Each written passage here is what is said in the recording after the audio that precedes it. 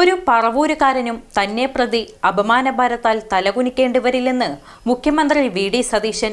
ജന്മനാട് പറവൂർ സമൂഹം ഹൈസ്കൂൾ ഗ്രൗണ്ടിൽ നൽകിയ പൗരസ്വീകരണ ചടങ്ങിൽ മറുപടി പ്രസംഗം നടത്തുകയായിരുന്നു അദ്ദേഹം.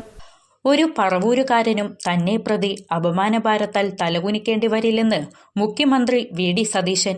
ജന്മനാട് പറവൂർ സമൂഹം ഹൈസ്കൂൾ ഗ്രൗണ്ടിൽ നൽകിയ പൗരസ്വീകരണ ചടങ്ങിൽ മറുപടി പ്രസംഗം നടത്തുകയായിരുന്നു അദ്ദേഹം.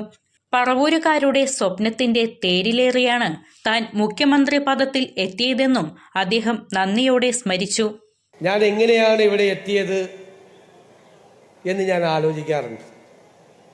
നിങ്ങളുടെ ഹൃദയത്തിൻ്റെ സ്വപ്നത്തിൻ്റെ പ്രാർത്ഥനയുടെ തേരിലേറിയാണ് വി.ഡി. സതീശൻ കേരളത്തിൻ്റെ മുഖ്യമന്ത്രി സ്ഥാനത്തിരിക്കുന്നു.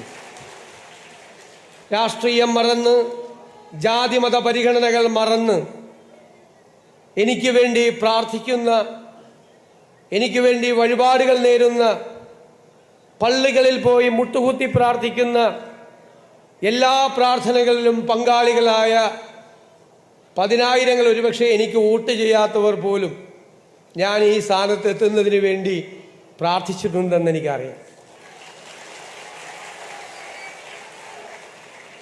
ഞാൻ നിങ്ങളോട് പണ്ടൊരു വാക്ക് പറഞ്ഞിട്ടുണ്ട്. എന്നെക്കുറിച്ചോർത്ത് നിങ്ങൾ ഒരിക്കലും അപമാനഭാരത്താൽ തലകുനിച്ച് നിൽക്കേണ്ട സ്ഥിതി ഉണ്ടാക്കില്ല എന്ന്.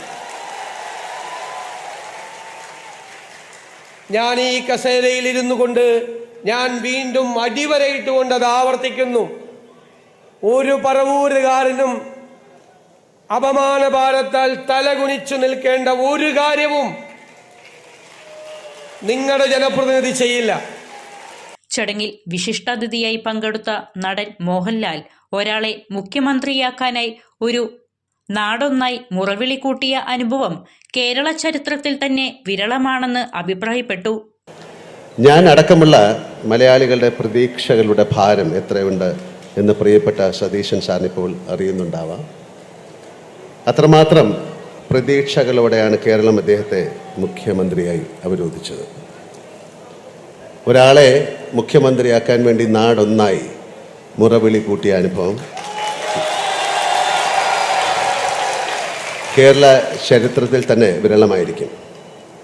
പറവൂരിന് മാത്രമല്ല, കേരളത്തിനാകെ ഈ ഒരാളെ വേണം എന്ന് തോന്നാൻ കാരണം എന്താണ് എന്ന് ഞാൻ ആ ദിവസങ്ങളിലേറെ ആലോചിച്ചിട്ടുണ്ട്.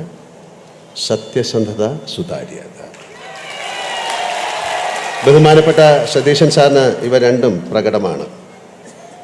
ജീവിതത്തിൽ അങ്ങോളം മറ്റെന്തൊക്കെ കൈമോശം വന്നാലും ഇവ രണ്ടും കാത്തു സൂക്ഷിക്കാൻ അദ്ദേഹത്തിന് സാധിക്കട്ടെ എന്ന് ഞാൻ പ്രാർത്ഥിക്കുന്നു, ആശംസിക്കുന്നു.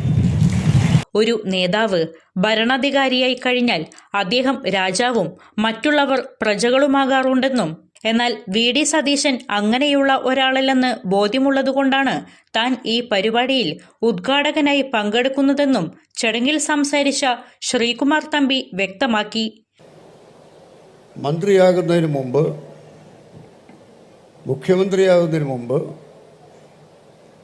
പ്രതിപക്ഷ നേതാവായിരുന്നപ്പോൾ ഇത്രയധികം ജനപ്രീതി നേടിയ മറ്റൊരാളും കേരള രാഷ്ട്രീയത്തിൽ ഉണ്ടായിട്ടില്ല. ആ ജനപ്രീതി അദ്ദേഹത്തിൻ്റെ സ്വഭാവം കൊണ്ടും പെരുമാറ്റം കൊണ്ടും ഇടപെടലുകൾ കൊണ്ടും ഉണ്ടായതാണ്. ഒരു വ്യക്തിയുടെ ജീവിതത്തിൽ അയാളുടെ പരമമായ ലക്ഷ്യത്തിൽ എത്തിച്ചേരണമെങ്കിൽ 4 വഴികൾ കടന്നു പോകണം. 1 ശ്രദ്ധ, 2 യജ്ഞം, 3 ഉപാസന, 4 നമ്മൾ എത്തിച്ചേരുന്ന ജ്ഞാനാധികാരം എന്ന പരമമായ പദവി. ആദ്യം വേണ്ടത് ശ്രദ്ധയാണ്. എന്താണ് തൻ്റെ ലക്ഷ്യം? ആ ലക്ഷ്യത്തിൽ ശ്രദ്ധ വയ്ക്കുക.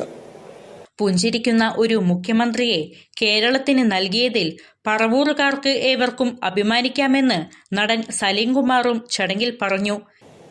നമ്മൾ പറവൂർക്കാർക്ക് അഭിമാനത്തോടുകൂടി പറയാം, ഒരു പുഞ്ചിരിക്കുന്ന മുഖമുള്ളൊരു മുഖ്യമന്ത്രിയെ കേരളത്തിന് നൽകി. ഞാനിപ്പോൾ ആലോചിക്കുന്നത് ഇത് നേരെ ഓപ്പോസിറ്റായിരുന്നു കരുതുക. നേരെ ഓപ്പോസിറ്റ്. 102 സീറ്റില്ല. കഴിഞ്ഞ വർഷത്തെ പോലെ സീറ്റുകൾ വന്നാൽ സതീഷ് ചേട്ടൻ്റെ അവസ്ഥ എന്തായിരുന്നേനെ ഒന്ന് ആലോചിച്ച് നോക്കുക. അപ്പം അത്രയും റിസ്ക് എടുത്തിട്ട് എൻ്റെ ഭാവി പോലും കണക്കാക്കാതെ അദ്ദേഹം എടുത്ത വെല്ലുവിളികൾ അതിന് അഭിനന്ദിക്കാതെ വയ്യ. ഞാൻ ഒരുപാട് സ്ഥലത്ത് ഞാനും പറഞ്ഞിട്ടുണ്ട് 100 സീറ്റ് കിട്ടും 100 സീറ്റ് കിട്ടുമെന്ന് എല്ലാ പ്രധാന സ്ഥലങ്ങളിലും പറഞ്ഞിട്ടുണ്ട്. പക്ഷെ അതെല്ലാം വി.ഡി. സതീശൻ എന്ന നേതാവിൻ്റെ ഒരു ചങ്കൂറ്റം കൊണ്ടായിരുന്നു. വിവിധ രാഷ്ട്രീയ പാർട്ടികളിലെ ജനപ്രതിനിധികളും പ്രമുഖ വ്യക്തികളും പങ്കെടുത്ത ചടങ്ങ് ജന്മനാടിന്റെ വലിയൊരു ജനകീയ ഉത്സവമായി മാറി.